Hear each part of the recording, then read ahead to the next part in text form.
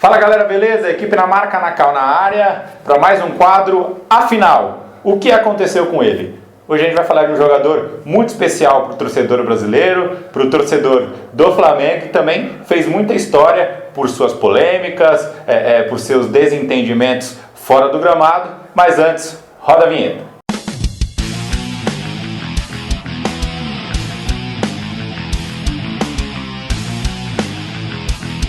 Fala pessoal, eu sou o Hugo Pereira, sou o Rafael Oliveira e hoje a gente vai falar do Adriano Imperador.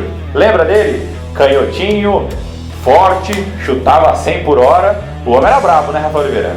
Exatamente, a gente quando lembra, né, do Adriano Imperador pelas passagens do Flamengo, principalmente na Inter de Milão, era um jogador que realmente era muito explosivo, né? No centroavante mesmo ele era forte, né? Aquele troncudo, mas não era um cara que não tinha habilidade, mas pelo contrário. E ele usava muito bem essa perna esquerda, subia de cabeça, era um cara completo. O Adriano foi revelado pelo Flamengo ali no final dos anos 90 para o começo dos anos 2000 e já foi convocado para a seleção logo em 2000. O Emerson Leão convocou o Adriano. Ele fez parte de um timaço do Flamengo que tinha Petkovic, Alex, Edilson, Capetinha, entre outras feras, mas que não deu muito certo aí, não deixou muitas boas lembranças para o torcedor do Flamengo. Depois disso, ele foi negociar com o futebol italiano, foi jogar na Inter de Milão. Não deu muito certo, período de adaptação, foi emprestado diretamente para o Parma. Lá ele jogou muita bola, fez muitos gols, foi um jogador importantíssimo para a equipe ali da Itália e voltou para a Internazionale de Milão, onde ganhou o apelido, Rafael Oliveira? De Imperador, né? Quando ele chega de volta, né, desse empréstimo para a Inter de Milão, já chega metendo gol, chega ali de fato destruindo, e aí ele ganha o apelido de Imperador. Engraçado que o Adriano, quando ele retorna para a Inter de Milão, isso numa entrevista dele eu vi, ele falando que ele imaginava que a torcida não gostasse dele. E ele, inclusive por causa do apelido de Imperador, ele achava que era uma coisa meio negativa. Aí com o tempo, os gols que ele foi fazendo, ele foi percebendo que era exatamente o inverso. A torcida da Inter de Milão tinha um apreço muito grande por ele, por isso colocou esse apelido. O Adriano também fez história na seleção brasileira. Talvez para você que tem aí 25, 26 anos, tinha ali por volta dos seus 10, 11 anos, quando o Adriano marcou um dos gols mais importantes da história recente da seleção brasileira. Foi o gol na final da Copa América contra a Argentina. A Argentina de Tevez, a Argentina de Hernan Crespo, a Argentina de Marcelo Bielsa. Estava ganhando o jogo do Brasil até o último minuto por 2-1, seria campeã da Copa América e venceria um título 11 anos depois da última conquista. E no último minuto, o que aconteceu? O Adriano foi lá, dominou, canhotinha habilidosa, a bola ficou quicando na área, caixa, 2-2 e o Brasil levou o título nos pênaltis. Dali, o Adriano cravou ali a sua vaga na seleção principal e teve a era fracassada porque muita gente fala que não foi, né? Muita gente lembra com saudosismo, né? Muita gente fala, era o evangélico, o pagodeiro, o cachaceiro e o pegador de mulher, né? O Ronaldo na frente e dava certo. Não deu certo, gente. Foi um fiasco, mas o Adriano fazia parte desse quadrado mágico e dali começou a ser um dos destaques da seleção brasileira, também fazendo muitos gols na Champions League, né? Teve um jogo contra o Porto que ele marcou 3 gols ali, deixando o torcedor da Inter meio pasmo ali com o atacante que o Adriano virava, até chegar talvez no auge da carreira do Adriano, falando de um atacante nível mundial, né? Que foi na Copa das Confederações de 2005, quando o Adriano foi artilheiro da competição com 5 gols e marcou aqueles 2 gols mágicos contra a Argentina na final. O Brasil ganhou por 4-1, todo mundo sabe a história, daquele gol que fica tocando a bola por mais de 1 minuto até o Adriano fazer o gol de cabeça, chocolate do Brasil naquele momento. Ali o Adriano, segundo palavras do Carlos Alberto Parreira, treinador dele na seleção, era um dos principais atacantes do futebol mundial, né, Rafa? Exatamente, Hugo. A grande questão é que o Adriano ele começa meio a degringolar, vamos dizer assim, um ano antes desse ano de 2005 e 2004, quando o pai dele acaba falecendo. Uma das grandes questões que fizeram com que o futebol dele meio que começasse a diminuir, porque ele, sem palavras dele mesmo, ele começou a perder o amor que ele tinha pelo futebol. Então, a partir daí, por mais que em 2005 ele tenha feito uma Copa das Confederações realmente espetacular, meio que começa o fator psicológico começar a afetar o futebol do Adriano. E aí a gente chega em 2006, quando o Adriano de fato começa a degringolar na carreira.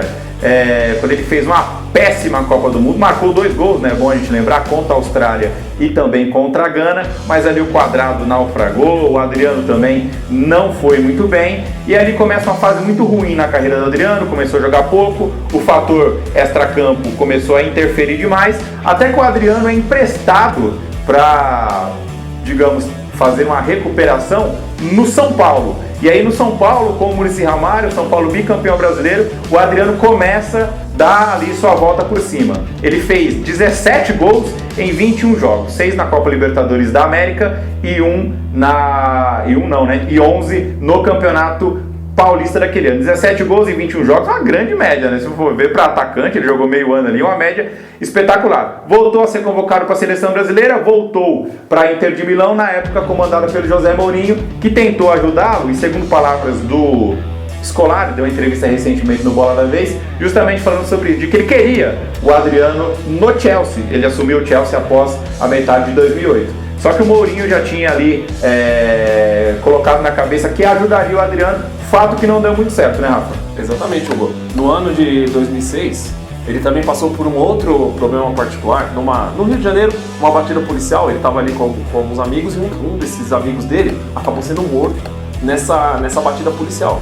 Somado ao fato do falecimento do pai dele 2 anos antes, e o fato de ele também jogar na Europa, um lugar distante, onde ele estava longe dos amigos, acabou meio que fazendo com que ele sentisse depressão e coisas do gênero. Isso foi a gota d'água para que, de fato, o Adriano começasse a deixar as coisas do extracampo afetarem muito o futebol dele, Hugo. Depois disso, muita gente, inclusive, achou que o Adriano tinha abandonado a carreira, quando ele ressurge em abril ou maio de 2009, anunciado pelo Flamengo. O Adriano Imperador foi anunciado pelo Flamengo, voltando para sua casa, Vila Cruzeiro, Rio de Janeiro, e logo já caiu nas graças da torcida. Todo mundo lembra do campeonato espetacular que o Adriano fez no ano de 2009, levando o Flamengo ao hexacampeonato brasileiro daquele ano, marcou 19 gols, foi artilheiro ao lado do Diego Tardelli, voltando a ser convocado para a seleção brasileira, na época dirigida pelo Dunga. Chega o ano de 2010, o Flamengo monta o Império do Amor, o Adriano continua jogando bem, que naquela temporada 9 e 10 não há o que reclamar do Adriano no Flamengo, só que chega o período pré-Copa do Mundo. Era a chance do Adriano dar a volta por cima de tudo que tinha acontecido na vida dele.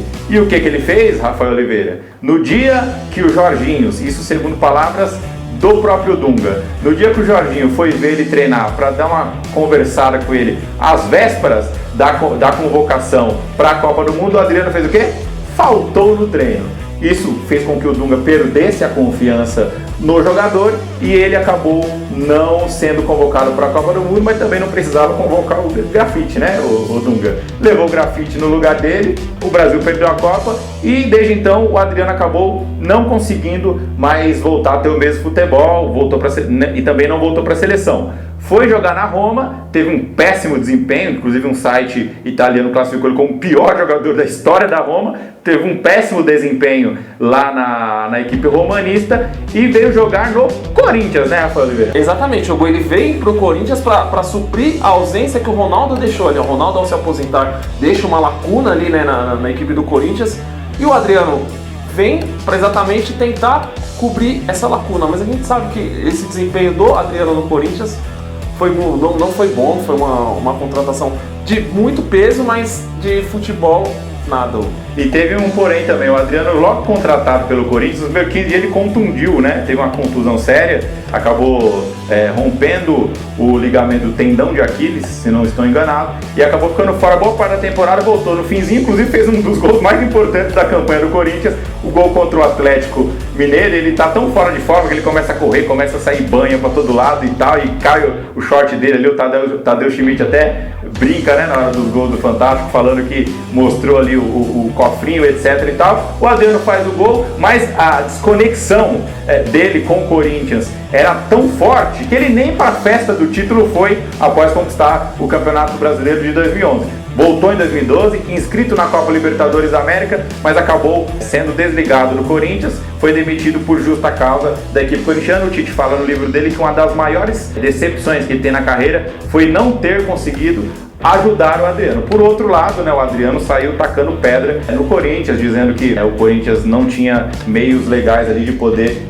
desligar o atleta. Inclusive o Corinthians alega que ele faltou a mais de 60 compromissos profissionais.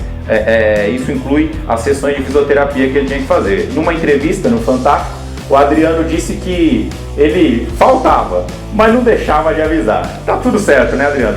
E o Imperador ali, ele praticamente tem o fim da sua carreira decretada, voltando ao Flamengo no ano de 2012, mas nem chegou a jogar. Em 2013 ele passa em branco, em 2014 ele assina com o Atlético Paranaense, mas faz pouquíssimos jogos, e aí de fato o Adriano deixa a carreira no futebol, novo ainda, com pouco mais de 30 anos, o Adriano deixa a carreira dele no futebol com aquela sensação, né, Rafa, de que poderia ter sido um dos maiores atacantes da história do futebol mundial. Exatamente, Hugo. Só pra gente ter uma noção de números, o Adriano fez 381 jogos na carreira com 173 gols. Um cara da potência do Adriano não pode ter uma carreira com 381 jogos apenas.